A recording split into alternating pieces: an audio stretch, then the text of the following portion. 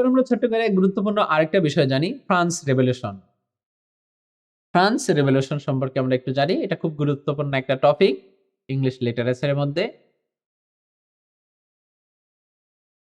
জেনে রাখি, France revolution হয়েছিল 1789 এ। এটা কিন্তু আমরা সবাই জানি যে when France revolution was start 1789, এবং এর স্লোগান ছিল, সেটা আমরা জানি, লিবার্টি, ইকুয়ালিটি, ফ্র্যাটার্নিটি, সাম্য, মৈত্রী, স্বাধীনতা। এটা ফ্রান্স রেভলিউশনের স্লোগান ছিল।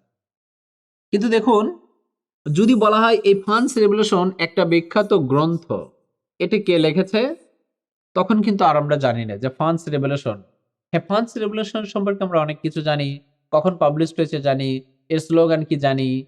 কিন্তু যদি বলা হয় হু রোট দি ফ্রান্স রেভলিউশন, ফ্রান্স রেভলিউশন কে লিখেছে, হ্যাঁ, এটা একটি গ্রন্থ আছে, সেই গ্রন্থটি লিখেছে থমাস কার্লাইল।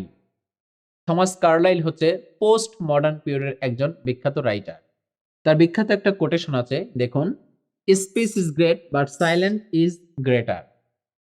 মৌনতা সম্মতির লক্ষণ। কে বলেছে জানি না, কোত্থেকে বলেছে আরো জানি না। তাহলে দেখুন, speech is great but silent is a greater বা ইজ গ্রেটার, মৌনতির সম্মতার লক্ষণ। কে বলেছে? Thomas Carlyle. কোথায় বলেছে? ফ্রান্স রেভলিউশন বলেছে। কোটেশন সবসময় দুটো পয়েন্ট অফ ভিউ থেকে হয়, কে বলেছে, কোত্থেকে বলেছে।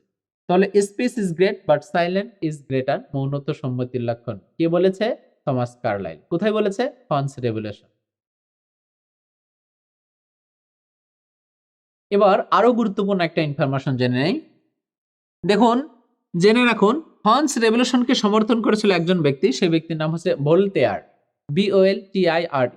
এই ভোল্টেয়ার ওই সময় রাজা রানীদের উদ্দেশ্যে, বিখ্যাত ব্যক্তিদের উদ্দেশ্যে করে বলেছিল, রাজার ছেলে রাজাই হবে, রানীর মেয়ে রানীই হবে, সাধারণ মানুষগুলি কেন খেটে খেটে মরবে, তাদের অধিকার পাওনা বুঝিয়ে দিতে হবে। যার জন্য নিউ ক্লাসিক্যাল পিরিয়ডের সাধারণ মানুষের স্লোগান ছিল আর্ট ফর আর্ট সে, শিল্প শিল্পর জন্য নয়, আর্ট ফর হিউম্যানিটি, শিল্প মানুষের জন্য, মানবতার জন্য।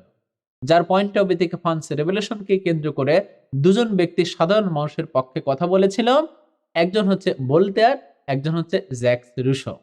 ভোল্টেয়ারের বিখ্যাত দুটি কথা, common sense is not so common, সাধারণ কথা বা সাধারণ জ্ঞান সেটা আসলে সাধারণ না, সেটা অতি অসাধারণ, কিন্তু আমরা অনেকেই বুঝি না, আমাদের ল্যাক অফ কমন সেন্স। তাহলে common sense is not so common, সাধারণ জ্ঞান কখনোই সাধারণ নয়, এটা অতি সাধারণ।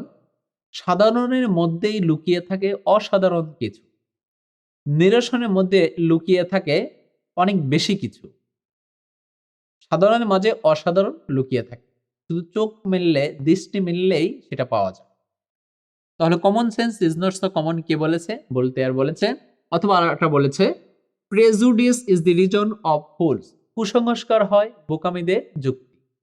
বোকারা যখন কোনো কাজ না করে তখন অনেকগুলি অজুহাত বা কুসংস্কার দেখায়।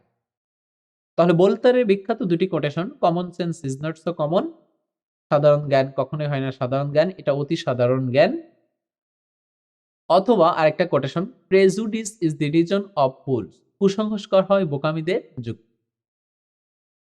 ভোল্টেয়ার এই বিখ্যাত দুটি কোটেশন বলেছিল ফ্রান্স রেভলিউশনকে কেন্দ্র করে। আরেকজন ব্যক্তি জ্যাকস রুসো, জ্যাকস রুসোর বিখ্যাত দুটি কোটেশন ফ্রান্স রেভলিউশনকে সমর্থন করে।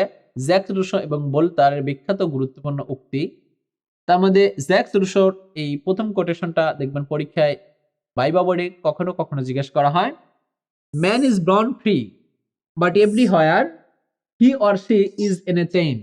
মানুষ মুক্ত বা স্বাধীনভাবে জন্মগ্রহণ করে, কিন্তু সে একটা বন্দির দ্বারায় আবদ্ধ থাকে। যেমন তার বাবা মুসলমান, সে মুসলমান হচ্ছে, তার বাবা খ্রিস্টান, সে খ্রিস্টান হচ্ছে। But when a kid was born, at this time he was free, but he was not increasing with freely, সে স্বাধীনভাবে বেড়ে উঠতে পারছে না। যার জন্য জন মিল্টন বলেছিল, give me liberty to know, to utter, to argue freely according to conscience about all of my liberties. আমাকে স্বাধীনতা দাও, জানতে দাও, বলতে দাও, স্বাধীনভাবে তর্ক করার সুযোগ দাও, এরপর যে শাস্তি হয় সেই শাস্তি তোমরা আমাকে দিও। কিন্তু মানুষকে প্রেশার ক্রিয়েট করা হচ্ছে। জ্যাকস রুসো ফ্রান্স রেভলিউশনকে কেন্দ্র করে বলেছিল, man is born free but everywhere he or she is in a chain. মানুষ মুক্তভাবে বেড়ে উঠতে পারে, কিন্তু তাকে বেড়ে উঠতে দেওয়া হয় না, তাকে একটা শৃঙ্খলার মধ্যে অন্তর্ভুক্ত করা হয়। তার বিখ্যাত একটি কোটেশন হচ্ছে, patience is bitter but it's fruit so sweet.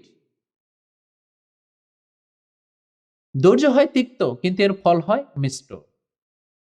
এজন্য দেখুন অ্যারিস্টটল বিভিন্ন কলেজে আমরা দেখি লেখা থাকে, শিক্ষার জন্য এসো, শিবার জন্য বেরিয়ে যাও। আরেক পাশে লেখা থাকে, শিক্ষার গুড়া তিক্ত হলে এর ফল মিষ্ট। অ্যারিস্টটল বলেছিল শিক্ষার গুড়া তিক্ত হলে এর ফল মিষ্ট।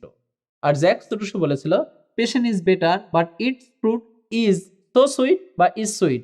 ধৈর্য হয় তিক্ত কিন্তু এর ফল হয় মিষ্ট।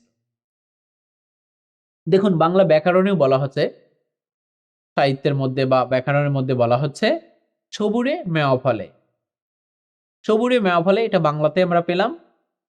এবং বিখ্যাত জ্যাকস রুসো বলেছিল, patience is better but it fruit is so sweet. ধৈর্য হয় তিক্ত কিন্তু এর ফল হয় মিষ্ট।